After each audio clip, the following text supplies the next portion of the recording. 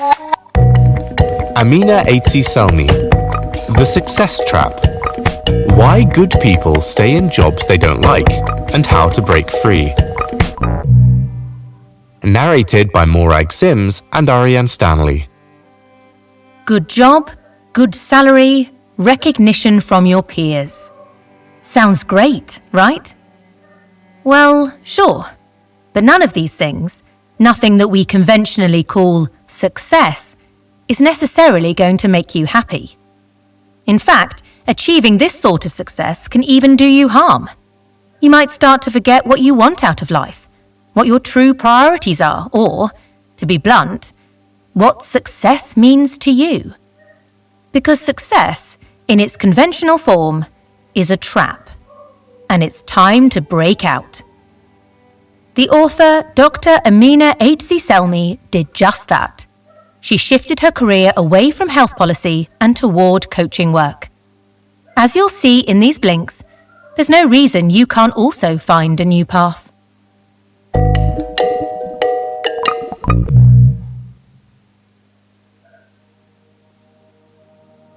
Blink 1 of 6. In the 21st century, the workplace is unlike it's ever been before. Wages are stagnant while the cost of living soars. Artificial intelligence is threatening to take jobs away, and worldwide happiness levels are in the gutter. A 2017 survey found that out of 40 activities, people ranked paid work as being the second worst thing for their well-being. The only thing worse? Being ill in bed. Today's chaotic world is volatile, uncertain, complex, and ambiguous. It even has an acronym, VUCA, and it also applies to our careers. It's no wonder that when people feel like they're onto a good thing, they tend to stay put. The thing is, staying put can also lead to problems. The key message here is, in the complex modern world of work, it's all too common to fall into the success trap. It might sound strange to think of success as a trap, but what looks like success often hides deeper problems. Say you find a stable, well-paying job. You then quickly adapt to a lifestyle that matches your means. You buy or rent expensive property, go on exotic holidays, and so on. But that creates a dependency on your job, and that means you stop evaluating whether it's making you happy. It's not always about money, though. Take Zena, a successful doctor working in policy and research. Outwardly, she seemed driven, able, and set for success. But inwardly, she was struggling with a regimented workplace culture and doubting whether she was truly making a difference. She felt stuck climbing a traditional career ladder. Zena was trapped by the success myth, the idea that achieving promotion after promotion is all a career should be. Other people become trapped by work myths, like the idea you must keep busy all the time or maximize your productivity. And financial incentives can trap you too, either through the high salary itself or the golden handcuffs promise of a future pay rise. So what do you do when you feel trapped? Zena eventually took the plunge and started out on her own, finding a related line of work that was a better match for her. These blinks will help you do the same. But first, you should consider this important question. Why do high achievers, in particular, have to grapple with these problems?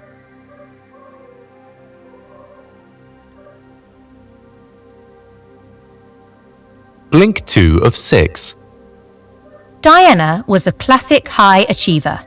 She was following in her father's footsteps as a hospital consultant, and her career had started fantastically well.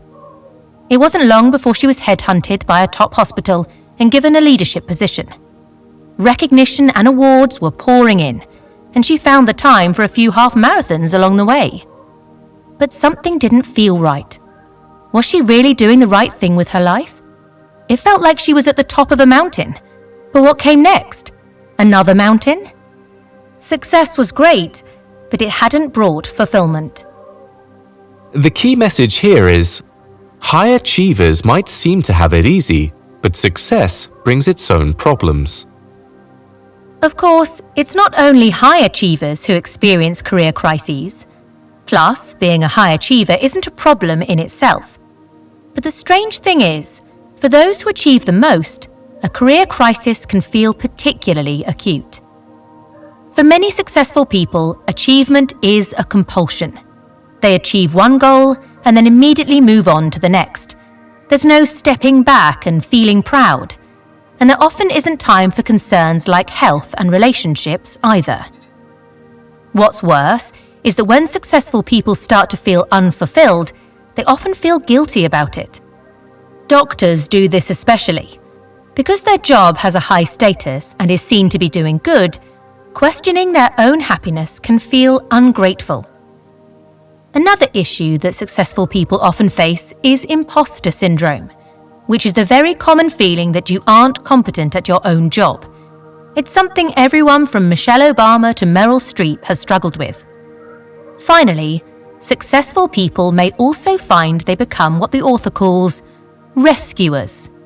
Those people who help others to such an extent that they feel they don't deserve help themselves. All of these problems add up to the high achiever paradox. People like Diana, who seem to have won the race to a successful career, who then lose their happiness in the process. Not to mention that high achievers are also at great risk of burnout. How can you resolve this paradox, see the success trap for what it really is, and break free? First and foremost, it requires a change of attitude.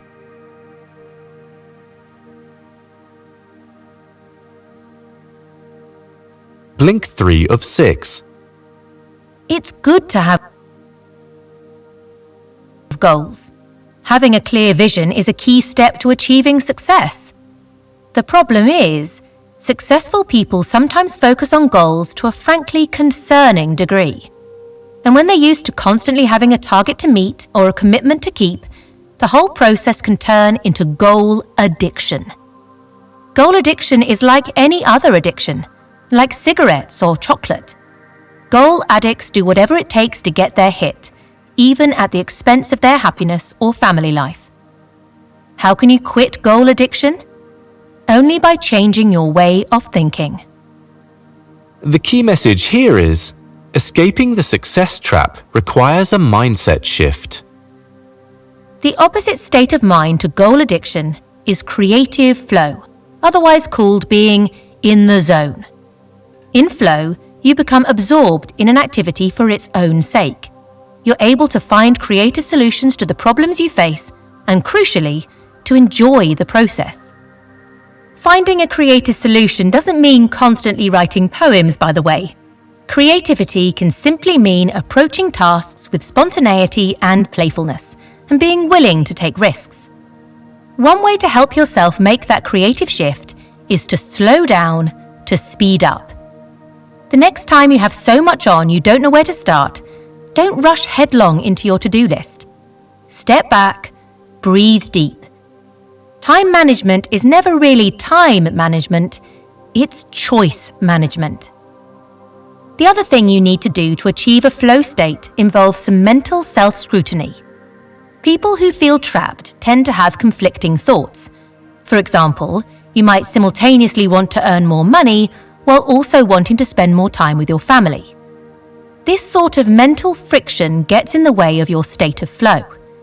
To break free, you must acknowledge that these conflicting thoughts exist.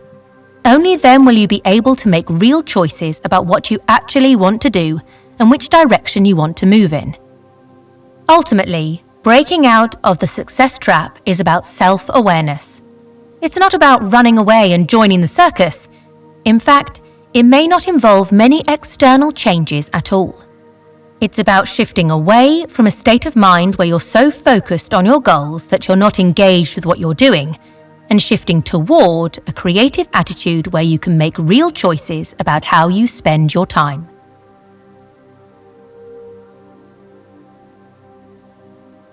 Blink 4 of 6. Gaining self-awareness means looking closely at the assumptions that might be holding you back. By doing so, you'll be able to reconnect with what really matters to you. Here's a great technique to help move your thoughts forward. You just need to ask yourself 5 questions. The first of which is, what thoughts are you experiencing? For instance, imagine a stressed, unmotivated lawyer. She's thinking that she should know her purpose in life but doesn't feel she has one. You might imagine the solution would be for her to find a sense of purpose, but truly scrutinizing her beliefs could reveal a different conclusion.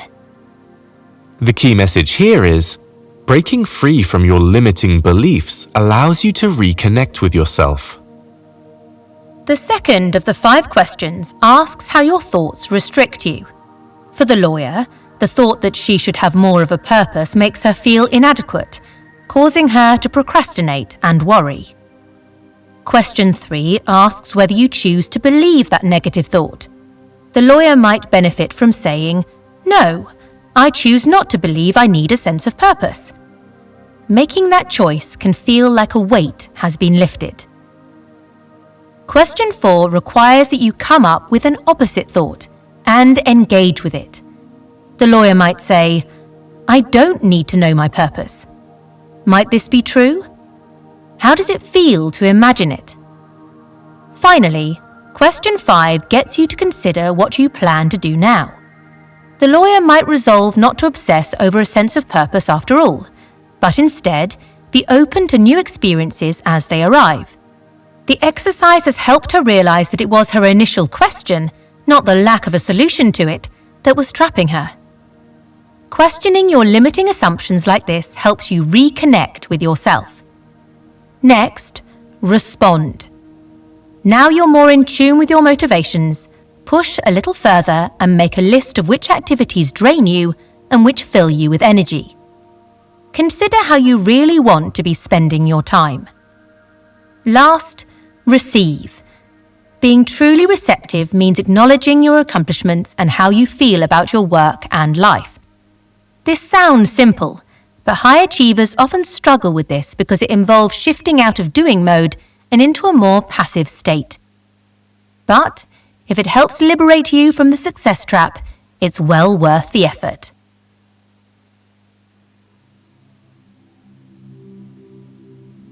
Blink 5 of 6.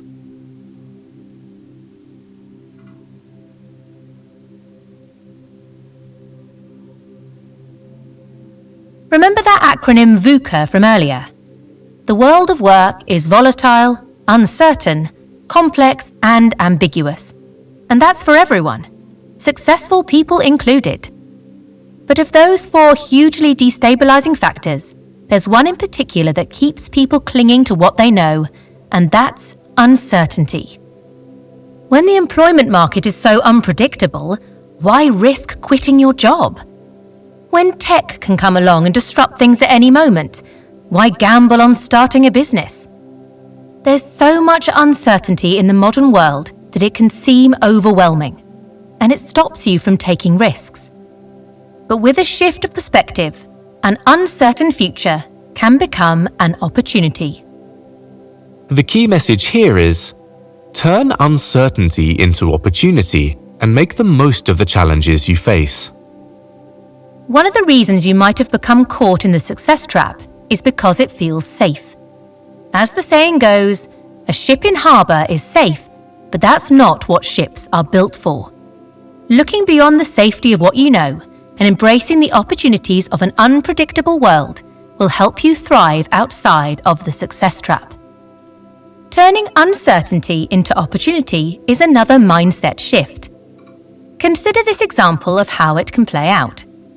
Athena was a highly skilled surgeon who seemed set on a glittering medical career and was working hard to make it happen for sure. But her pursuit of certainty along this well-defined path was stopping her from seeing other options. One day, while working on a funding application that would have led to her taking another step up the ladder, Athena suddenly realized that really doing what she loved wouldn't involve this particular step at all. In fact, it would mean moving into a different, more research-based role. What's more, she really could afford to take the financial hit. Athena's mindset shift had far-reaching consequences. She suddenly saw a world full of opportunities. She made new connections, started new conversations, and found that more options simply started to appear to her. Rather than trying to banish uncertainty from her career, she realized that embracing it could lead to an even more fulfilling way forward. She continued doing medical work, but found roles that allowed her to do more of the stuff she loved. There's a two-word phrase that summarizes Athena's way of looking at the world: the entrepreneurial mindset. We'll take a look at that in the final blink. Blink 6 of 6.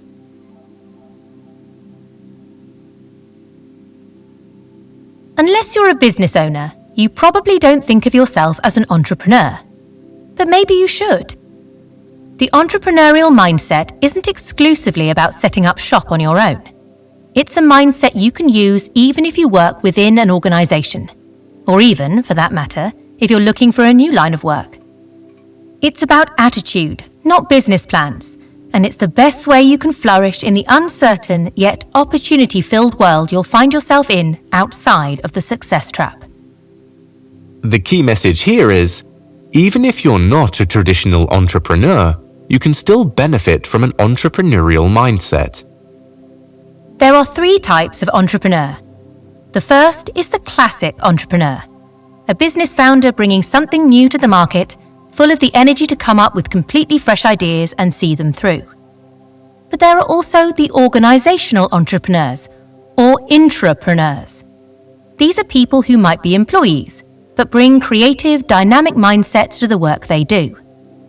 As an intrapreneur, you can still harness your unique skills and interests, and you can take on leadership roles too.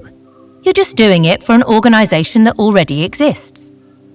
Finally, there are the personal entrepreneurs, people who are passionate about taking the initiative and working on causes they love. Personal entrepreneurs are driven individuals who often enjoy making a difference through their work, and they're great at handling career shifts. But remember, whatever you choose for yourself, don't be sucked back into a success trap. For instance, after the author had set up her coaching business, some experienced coaches advised her to start a franchise, which could potentially turn a bigger profit. But she realized that this wasn't the right approach. She preferred to work independently, so she didn't do it.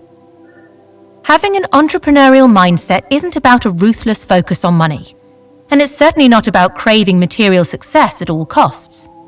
It's about looking at the world around you and finding new outlets and opportunities for your particular talents and passions. Falling into the success trap is totally understandable. It's human nature to want security and prosperity, and the volatile, unpredictable nature of work today just heightens that instinct. But there are opportunities all around you. You just need the right mindset to see them clearly.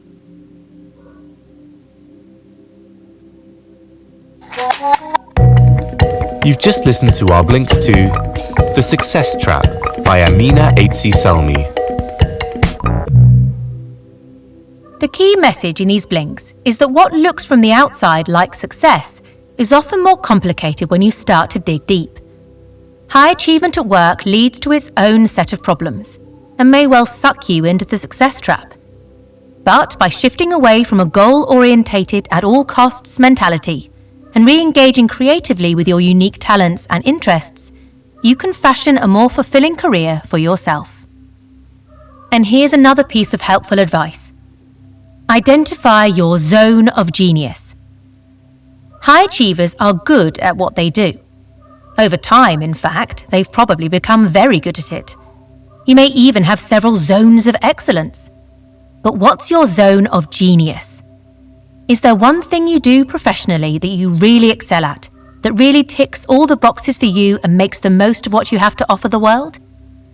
Try to pin down your zone of genius, because doing more of it can only be a good thing.